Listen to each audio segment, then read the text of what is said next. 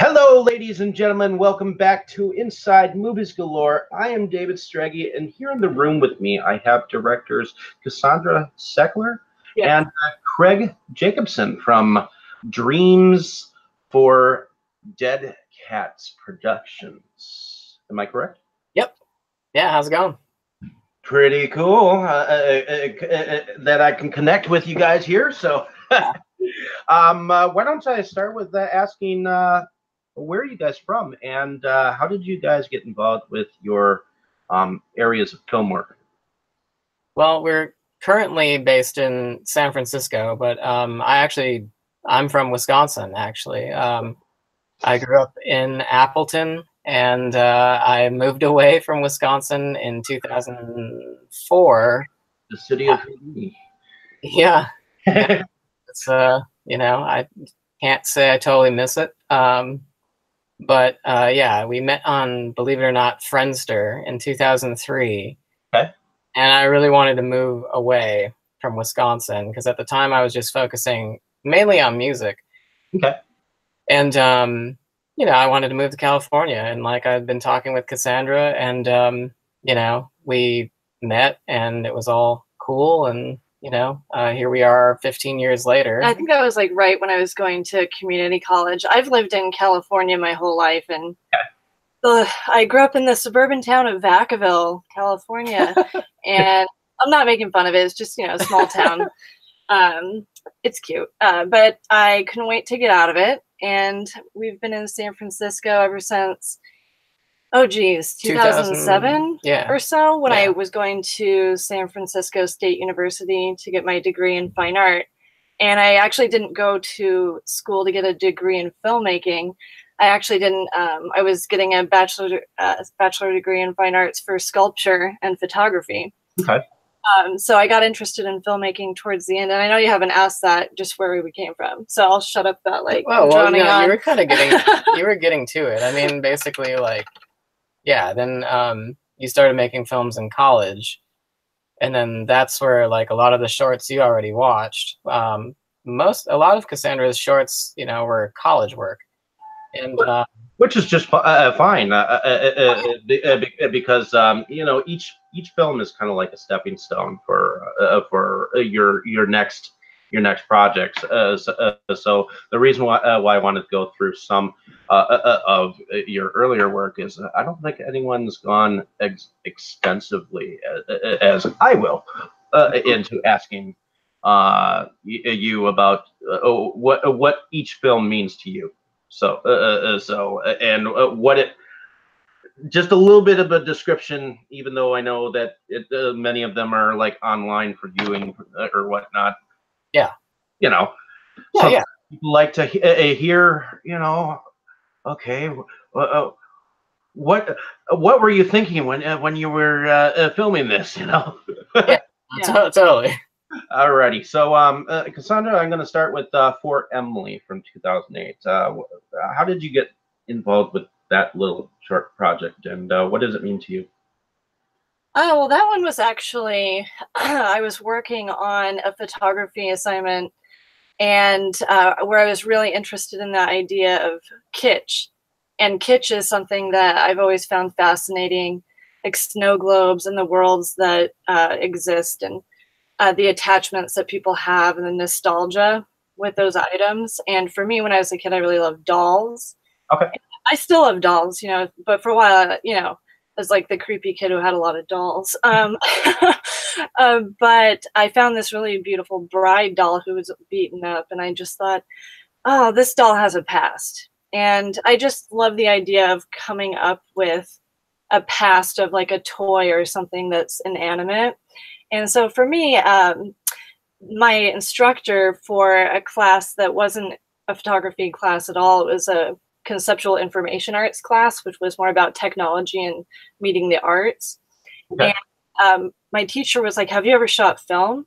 This photography project you're working on sounds really elaborate, because I was doing all these charcoal backgrounds for it, and fake snow, and creating all these little universes to explore this toy's world.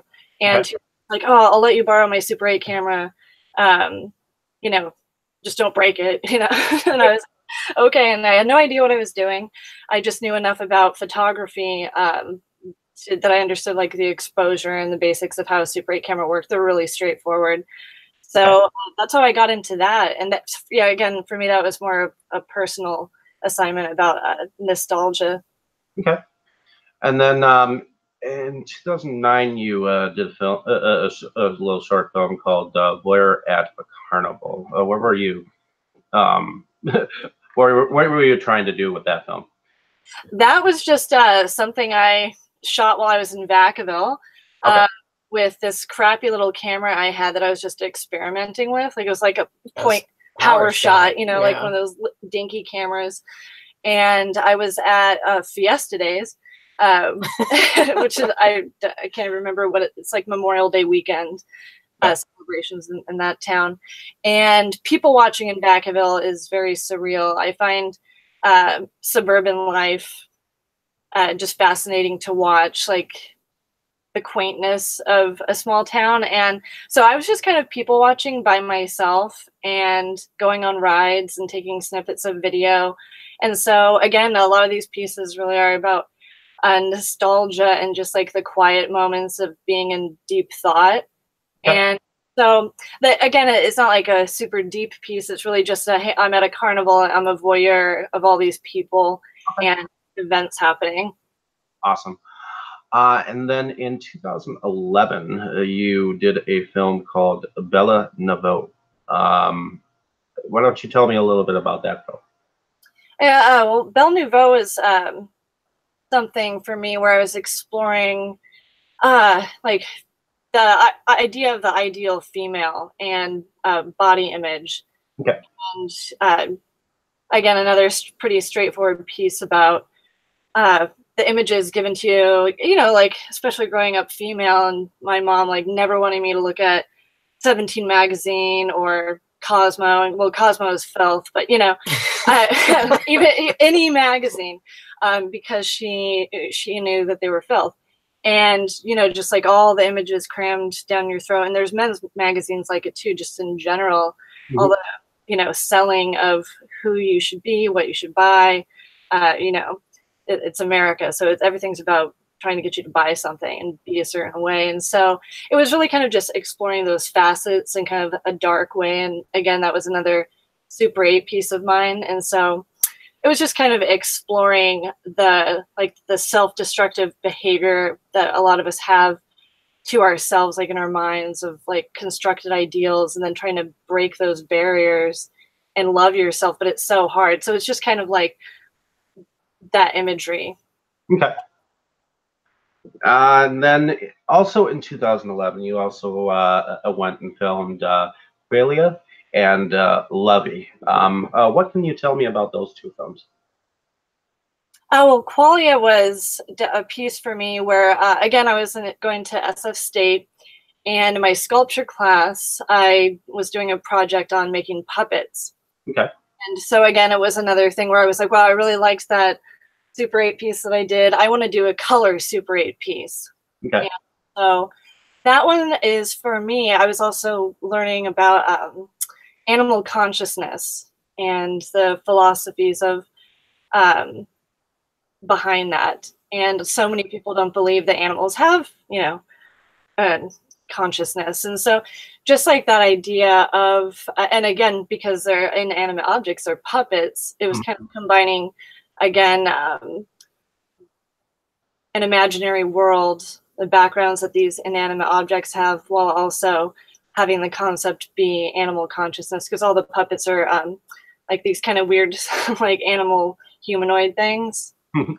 And Lovey is definitely a very personal, dark piece about human sexuality. And people would have to, I won't go into it because it's a very personal work, but I would just say Google Lovey, read the artist statement, and find out what a Lovey is, and then really think about it when you watch it. Okay. Awesome. So I'm going to stop you here and go over to Craig and start asking him about some of his earlier films, just so that I can get a different perspective. Sure. So, Craig, in 2012, you did a short film called Commute. Why don't you tell me a little bit about it? That one was pretty straightforward. It was kind of like we've had this sort of ongoing video series of video travelogues called Proof That It Happened. And and I think we'll still do this. Like we'd like to do like present them in a gallery setting because they're more like pieces of video art, Okay.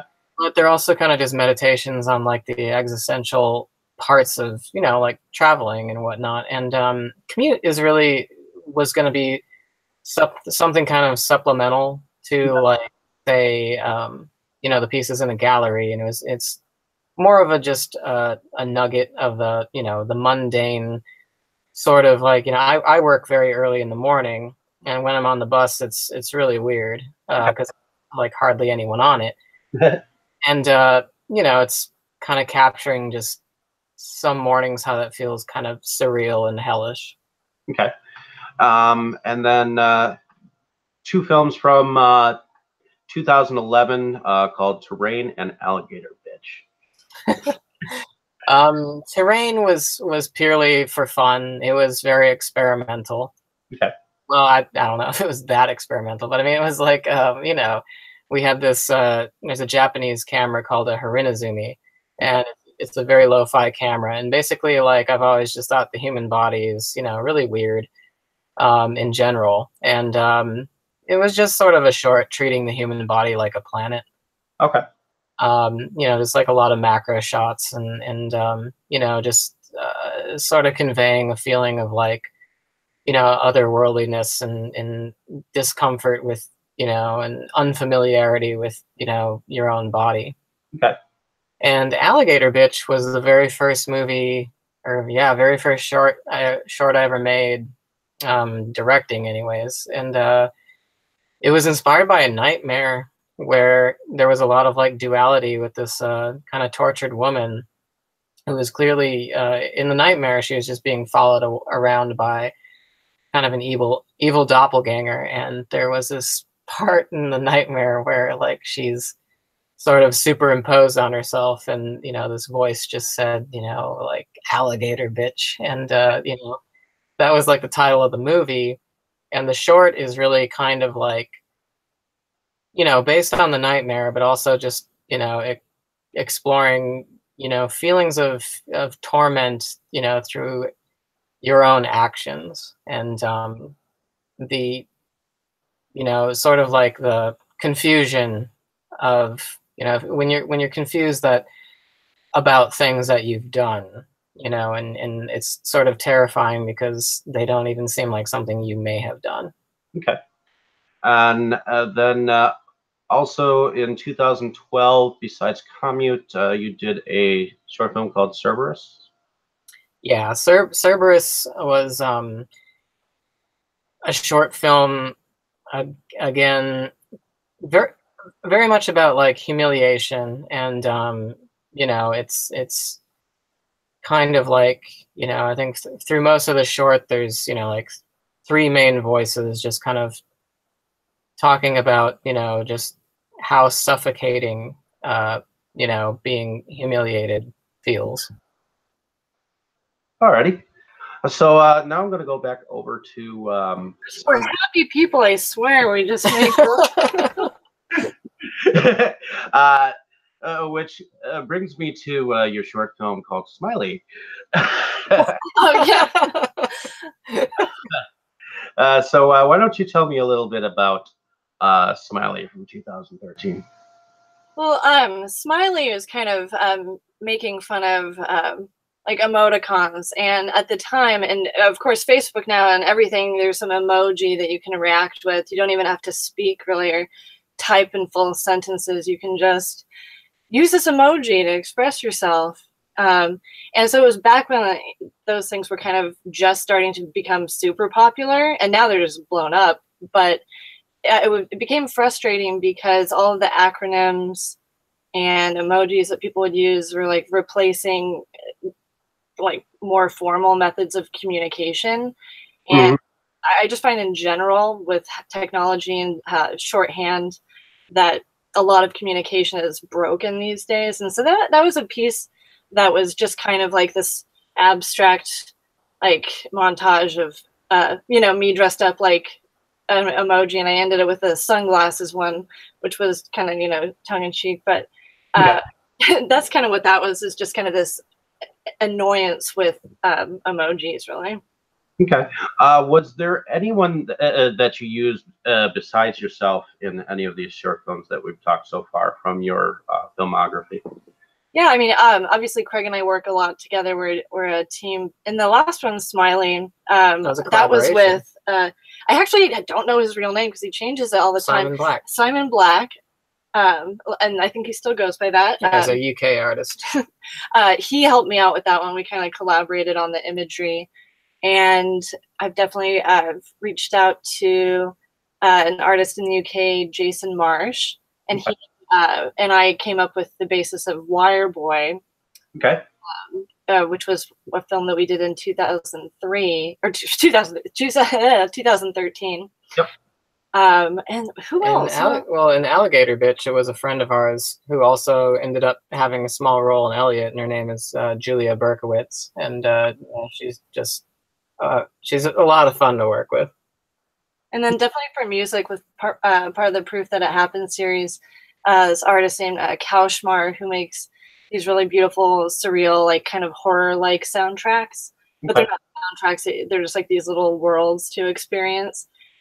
He's helped me out with some of the music, so we definitely don't always just use each other, but it's cheaper that way. Yeah, I would say like starting out, you don't really have much of a choice, because it's like, especially when you just start, trying to figure things out and you don't have any money to pay anybody. So you end up kind of, doing a lot of heavy lifting with like everything.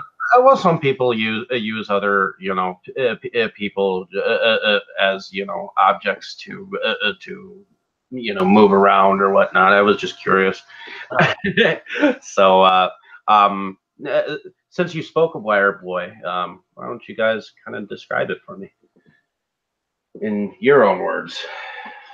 All right, well, why don't you start, since it was quite the evolution. It was actually the biggest project at that point that we were tackling, because again, we start out with all these shorts, mostly shooting in our bathroom or putting up a black sheet, and this one, it was Jason Marsh who had this kind of idea that he wanted to explore, and originally it was supposed to be an animation, but I was starting to get more into makeup and wanted to actually shoot in like a bigger space and have it be really gritty. And Jason and I were both really into like analog cameras, and we wanted to do something on VHS. So that kind of actually started the love for VHS and how gritty and bizarre of a world you can create with that medium. And that was the first time we had to crowdfund anything, because at the time we didn't have a proper lighting kit. We didn't have a lot of things. And the makeup that we wanted to do in the space that we wanted to rent, we were like, okay, well, let's push ourselves and actually do something that, takes more than what we can afford outside of our, after you pay all your bills. Yeah. And so you want to speak to? Well, yeah, it was like, at the time, like, we ended up shooting it at this place in San Francisco called the Armory, which is, I think a lot of people know, but I mean, it's a porn studio, and they had just, and it's a really cool one, because like they have just like, there's this old abandoned, military complex, and they just have like rooms upon rooms that are all themed. Like some are like a spaceship, some are just a bar, some are like dungeons, and all this stuff. And like they were finally opening it up to the public, to rent the spaces, but it definitely was not cheap, and it ended up costing us like $2,000 to rent out this, basically the basement of the place, and that's where we shot the whole movie. Okay. It was our first time working with like a full kind of cast and crew, and it was a lot of fun, and like I think that's where we learned.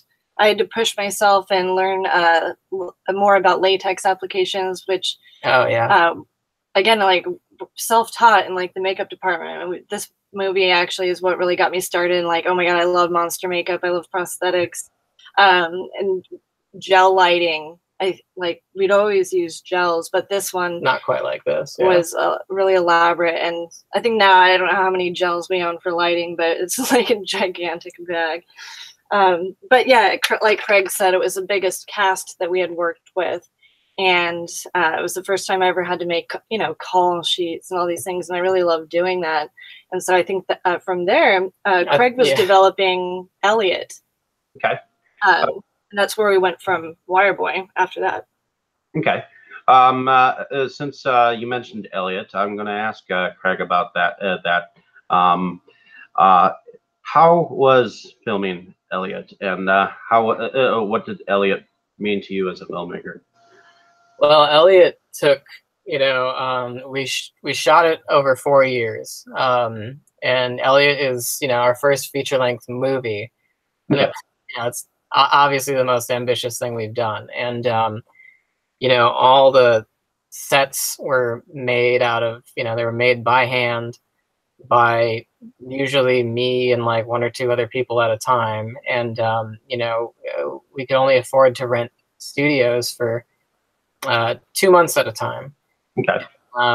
It was, because there was this artist collective in San Francisco that isn't around anymore because of all the high rents out here and the gentrification, which I'm not going to get into right now. But like, basically, like, yeah, they hooked us up with like ridiculously good deals, and they were called Merchants of Reality, and they were like really good at facilitating the movie. But we crowdfunded that too, but we were only able to raise $1,400 after all the taxes came out, and it ended up costing just shy of $8,000. Okay. And it was a lot of fun. It's just I can't say enough about like how great all the people were that were involved that stuck around for 4 years. What is Elliot about, by the way?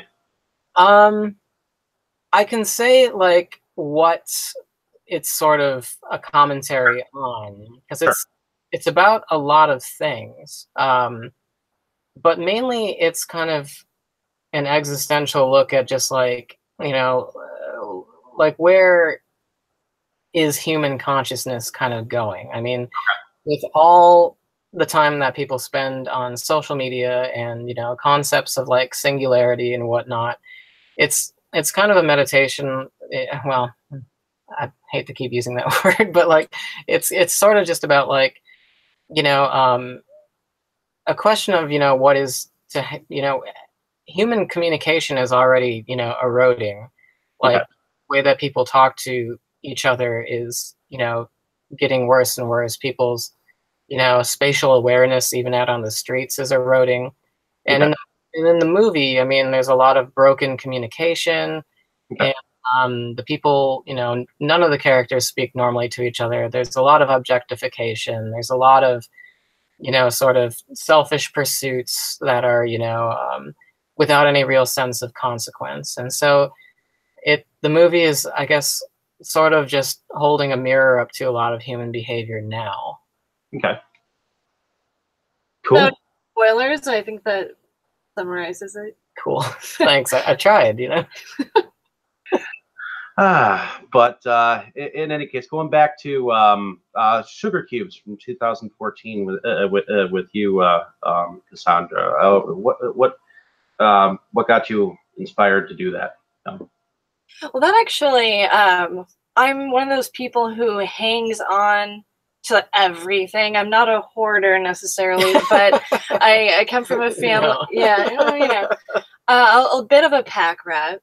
And, so there's just like all these little things that over the years I've kept for nostalgic purposes. Or, oh, I wore this, because of special date and I'm going to keep it forever. And it's like, okay, why? So that was part of the inspiration. But the other was growing up, I had this neighbor and there's a narration of the short that's kind of telling the story. But his father was a deer hunter, and he'd always bring home these dead deer, and they'd be lying out on the lawn, and it always really freaked me out. And it was just like a kind of odd family. Again, Vacaville is a strange little town. But my friend and I across the street made a time machine. Okay. And we had all these dreams about like where we were going to go. And one day I ran into him, and it was shortly before I made this short film. And I was like, oh, hey, so-and-so, do you remember when we made that time machine? And there were all these people around. He was like, I have no idea what you're talking about. And there was something just really gut-wrenching about that moment of like, I considered him kind of like a first boyfriend, even though all we did was play with Ninja Turtles and make a time machine. But for me, that was like really important. And so the short's just kind of exploring abstractly these memories that kind of get destroyed in your mind. Okay. And then moving on to Passing from 2015. What does that film mean to you, and how did you get involved with that one? Sorry, what was the name again? The computer kind of did something weird. What was it? Passing. From Passing. Okay, that's you. Oh, Passing. That was kind of another part of the Proof That It Happened series in a way, but basically my dad was sick for a very long time, and well, he's passed now, so hence the name Passing. Okay. So he was very sick and on his way out. And I took my Super 8 camera to and from Vacaville, taking little snippets of video, and a lot of that video shot in Vacaville. Walks like while my dad was taking a nap, so just kind of reflecting on peacefulness. Okay. That for me, it's a piece that kind of just reflects deep thought about death. Okay. Death. Yeah, to say so. Anyways, moving on to Change from 2015. How did you get involved with that particular film? Well, Chained is kind of an extension of Cheerful Surrender, because Cheerful Surrender, which now I was a little confusing because it's a trilogy of films that I like to create 3 different features, kind of like Dario Argento's Three Mothers. Okay. Like, different feature films planned as part of a Mythos and Eros series about, demons, witches, things like that. And one of the stories is called Chained. And so when I was kind of in development for the whole project, I was kind of like, let me make a short that kind of is an abstract summary of what, kind of like a teaser for what that feature would be about. And really just kind of exploring like what it feels like to be a monster to everyone on the outside, but to feel like you're a completely normal person. And so again, I keep using the word abstract. Well, as what I do. We're both at the end of our work weeks, so you have to forgive some of the reuse of words. That's cool. I'm abstract. Before we get into Cheerful Surrender, which I know is kind of why we're coming on here to talk, so to speak. Why don't you tell me about Lovesick? Lovesick. So that kind of just came out of nowhere. We had shot a music video a while back and didn't use a lot of the footage. And I had spent so much time on the prosthetics, the alien prosthetics. It was 2 16-hour days for both aliens. Yeah. And so those, and there was just all this footage we didn't use, and I kept it because I thought, I want to do something with that, even though we didn't work for the music video.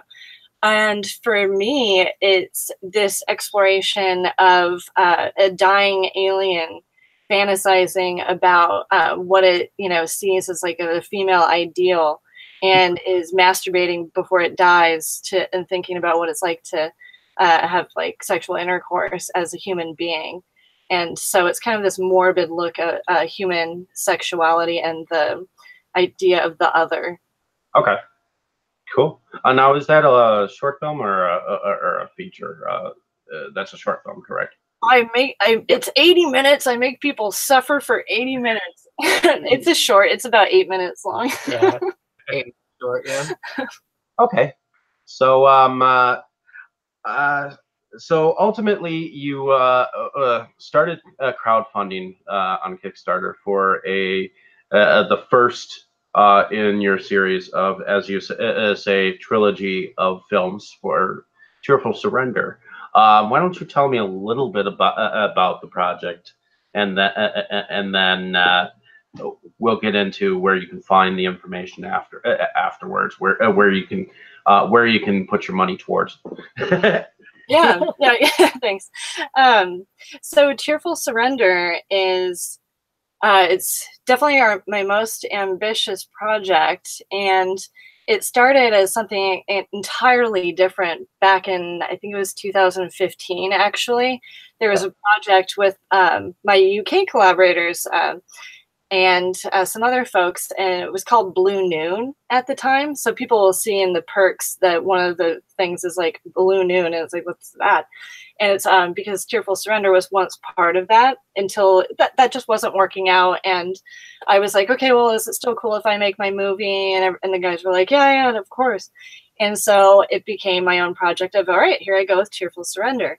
And the premise of it is it's about a sea siren and her what I call muses from the underworld, but her team of dream witches who are her accomplices to murder. And it's just about this group of vacationers who go out to get some peace and away from it all, and are, brought to, you looked at me like, sorry. Or, brought to their grisly deaths. I don't think I'm ruining anything there. It's a horror movie. A lot of people die. Now, from what I understand, you did a little bit of acting as well. You were a housewife and a hobo with a trash can. How was that in the Fried and Saucer short? Yeah. Why don't you tell me a little bit about that? Oh, just acting in general of what I've... Or acting in that. Sure. Well, I mean, I actually really hate being in front of the camera. So a lot of it's friends who have been like, hey, can you be in this? You don't have to, there's no audio. I just need you to look a certain way. And for example, like being the housewife, I didn't actually have to say anything, which actually is difficult. It's kind of like extra work when you're not actually saying anything, but you still have to look like you're talking. So you do have to know what you're pretending to say. So I was pretending that I was calling a friend. I was like, a housewife, like what I call a Barbie mom, or that's what my parents called rich women in the neighborhood in Vacaville, who were like stay-at-home moms, but their husbands were really rich, and so they always had their nails done and really nice hair, like a standard wife. yeah, like that pretty much. So that was my inspiration, was just like some cheesy mom in workout gear, calling a friend to talk about some TV show. Now, why don't you kind of tell me about your work with Dolly Deadly and how you got involved with that? Well, I remember, I actually can't exactly remember how Heidi and I met. It was probably Facebook, but I remember her sending me a message, and we set up a phone call to chat because she wanted to collaborate with me in some way. And I remember her talking about like how she wanted to make like a killer doll movie, and it started there and turned into something much more. And we co-wrote the script. She mainly wanted help with like developing certain characters and working on the death scenes. And a big inspiration for that in our conversation was being bullied as a kid. And we each had stories about like what the morbid ideas you have as a child, revenge. Okay. So you would get back at someone, and that's a lot of Dolly Deadly is humorous, with the death scenes, because it's supposed to be like mildly playful, even though it's kind of a morbid thing as a kid to want to kill another kid. But I mean, it's human also to be angry and want to hurt somebody because they hurt you somehow. And so that's where that collaboration started, and I ended up helping a lot with like storyboarding, because I couldn't be there to help her shoot a lot of it, so I had to do things remotely tried to help her pick gel colors, or did some concept art for some of the dream sequences. Because obviously I'm into like more conceptual, surreal, abstract work. So I was kind of helping develop some of those ideas. And I remember collaborating with the animator, Josh Funk, who's super brilliant. And he's gone on to do so many things, even since Dolly Deadly. But helping him plan the animation, I remember being like, look up like Freddy Krueger Soul Pizza. I'm like, that's how I want it to kind of look, but not. And he knew exactly what I was talking about. So I remember that being a really good time. But yeah, so that was like the main collaboration. And then I drove out to not Chico, Chester, where she was at the time, and helped with some of the shooting. And Jay Sosnicki is actually someone that Craig and I had met years ago at a horror convention. And I was so happy that he was in Dolly Deadly. He was perfect. And I had a blast getting to work with him. And then he ended up working on Elliot as well, because he's just so much fun to work with. We had to snag him. Yeah, I love Jay. I think I answered your question. I'm like rambling. That's okay. The more let's see. Then it looks like you were in Spiderlings, Spiderlings. Spy Darlings, something like that. Yeah. I did a voiceover, and I remember asking Salem, who wanted me to be the Eden's mom, the voice, and I was like, oh no, a voice. And I was like, oh no, you don't want me to be British, do you? I suck at accents. And I think that's the one they used. I don't know how good I'm in the movie, but yes, I'm a voice. And then 2 more films I'm going to ask about, and then I'm going to ask about where you can find your Kickstarter, and maybe a little bit of what you guys are offering. So Rose and Victor, No Mercy. How did you get involved with that film? Oh, Moses is also in the Bay Area, and his work is a lot of fun. I had actually, I love to curate film nights when I can and small film festivals. And I had asked him if I could screen some of his work at previous events that I had organized. And that's how I met him, was just kind of coming across his work online.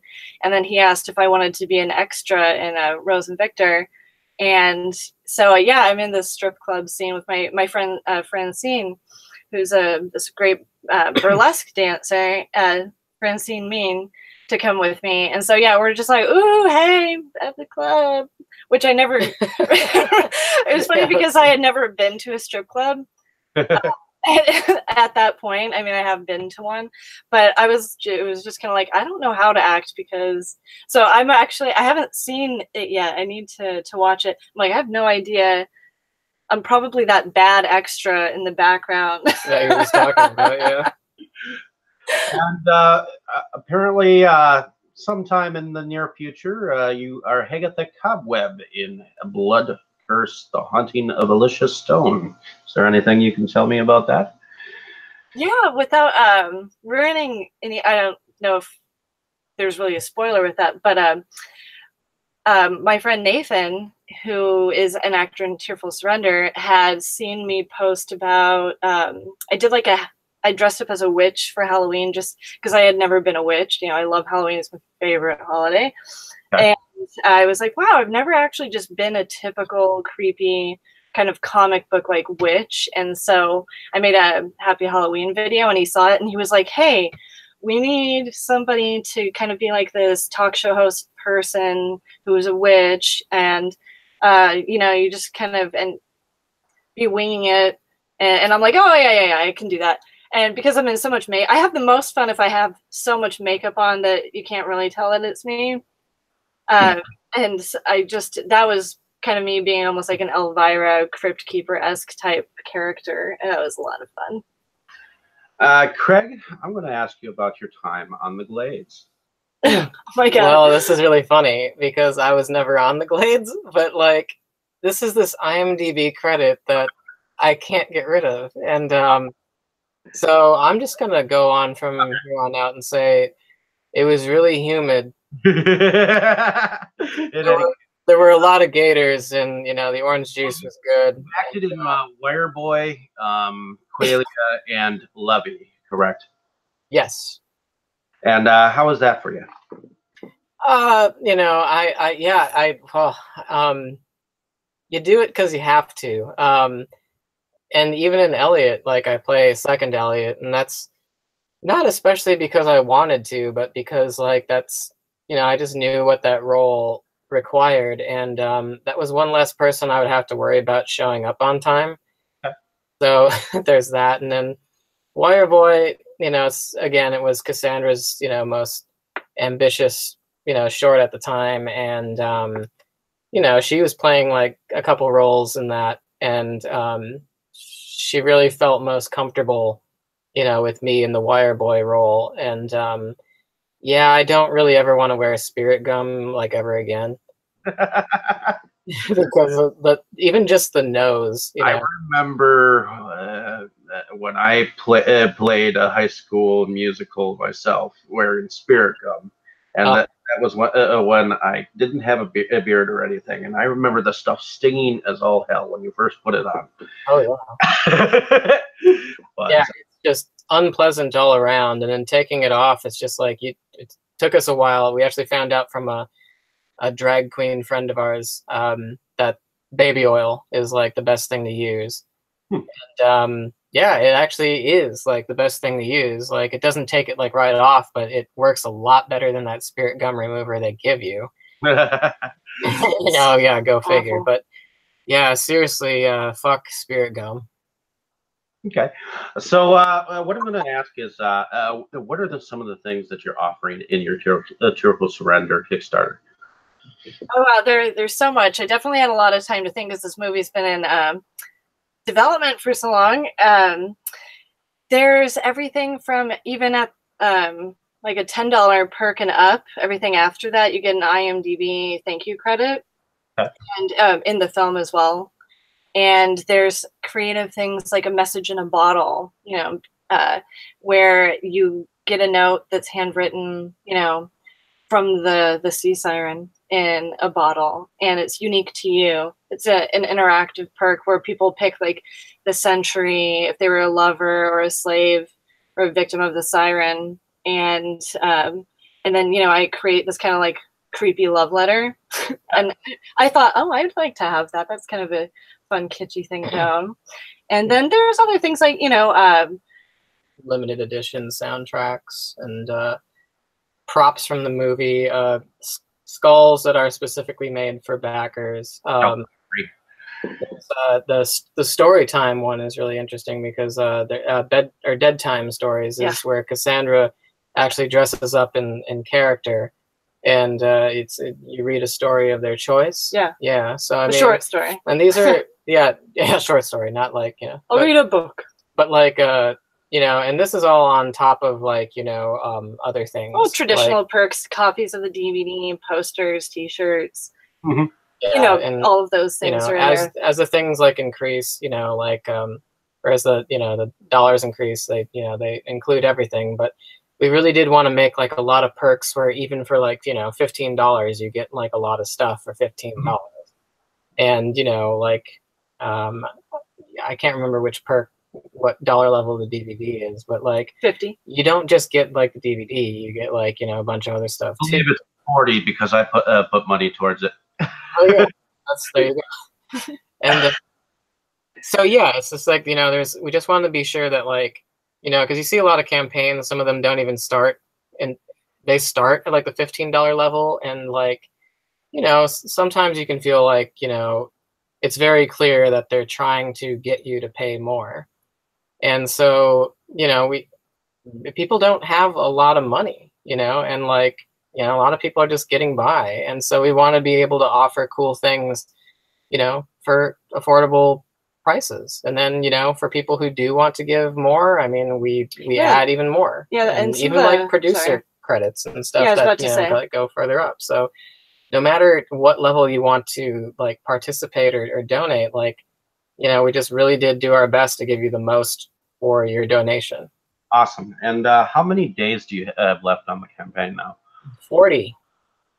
Awesome. So, ladies and gentlemen, if you want or need to get in on the Cheerful Surrender campaign, you have 40 days left to get in on that deal. So definitely try to see if you can't get in on some of those cool perks that they described, and hopefully you guys can reach your goal. So. Yeah, we're gonna try, and yeah, that's what we're hoping for. We're off to a great start, so just keep it going. Awesome. Now, normally at the end here, I let you plug where you can find you guys at. So why don't you tell me some of the places that people can find you? You can find us everywhere. But well, if you want to, everything's kind of intertwined, but the main hub for our Instagram for Dreams for Dead Cats, you can find links to everything if you go to dreamsfordeadcats.com. Okay. And if you're on Instagram, you can search for Dreams for Dead Cats. And we're on Facebook as well. And for Cheerful Surrender, you can go to cheerfulsurrender.com, and you can also search for it on Facebook, and we kind of try to post on everywhere, especially with the campaign running.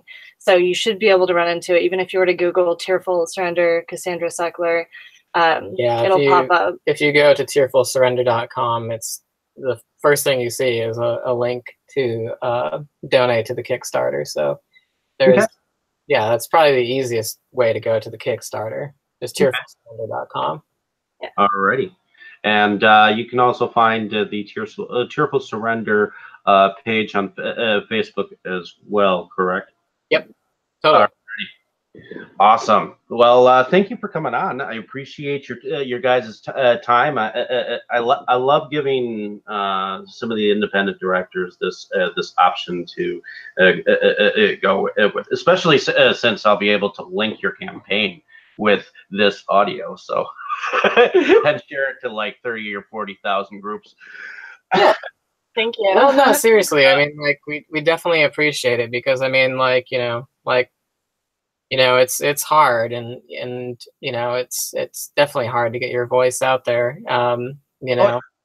So hopefully you guys enjoyed talking to me. I know I try to give somewhat of a talkative atmosphere. So. Oh yeah, no, I had a great time. Thanks for having us. Yeah, thanks for having us. But so ladies and gentlemen, once again, check out their Cheerful Surrender campaign that is going on. You have 40 days left to get in on that.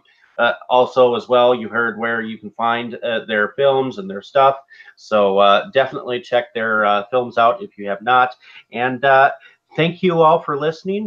Like and subscribe to our page. If anything, check out their campaign.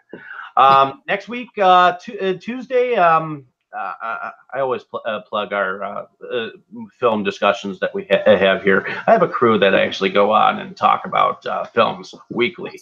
So we're going to be doing Return of the Living Dead 3. Nice. To go with our because last week and the week before that we did Return of the Living Dead and Return of the Living Dead 2. So check those discussions out on our page if you have not, and stay tuned for our third discussion on that film. So definitely listen to this podcast, and hopefully you enjoyed listening. In any case, stay tuned for more cool reviews on my page, and have fun.